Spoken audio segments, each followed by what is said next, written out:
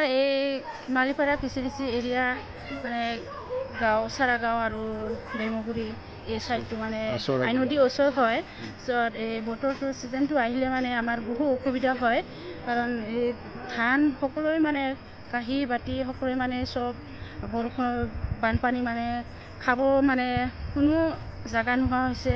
ইয়াৰ কাৰণে মানে চৰকাৰে অলপ সুবিধা ল'লে মানে ভাল পাম আৰু কি সকলোৱে মানে সকলো মানুহে মানে বহু মানে ইমান সমস্যা পৰি গৈছে না, মানে থাকিব খাব গৰু মানে উৰি মানে থাকিও মানে জাগাই নোহোৱা হৈছে আৰু কি। অনুগ্ৰহ কৰি যদি অলপ চৰকাৰে সা সুবিধা দিয়ে বা আমাক সাহায্য দিয়ে বা থাকিবলৈ জাগা দিয়ে, তাৰ কাৰণে মানে অলপ চৰকাৰৰ ওচৰত হাত কিবা কৰি কাব কৰি মাতছোঁ আৰু কি, অলপ যেন সহায় কৰে চৰকাৰে।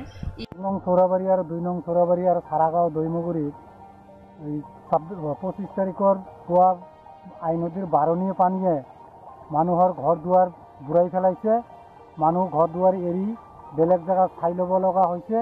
এতিয়াও আমি পানীত থিয় হৈ আছোঁ, থাকিবলৈ জাগা নাই, খাবলৈ পোৱা নাই, অনাহাৰত আছে। ৰাতিপুৱাৰ পৰা কোনো ওখ জেগাত থাকিব জাগা নাই। যিকোনো জেগাতে আমি যাই থিয় হৈ আছোঁ, কিন্তু পানীতে থিয় হৈ আছোঁ, শুকান জেগা ক'তো নাই। গতিকে চৰকাৰৰ তৰফৰ পৰা আমাক যিকোনো উপায়ে চৰকাৰৰ কৰ্তৃপক্ষৰ যে যাতে আমাৰ যিকোনো সাহায্য অনুদানৰ বিষয় বিহিত ব্যৱস্থা কৰে অনতিপলমে, তেনেহ'লে আমি অলপ সুখী হৈ লওঁ হেনা।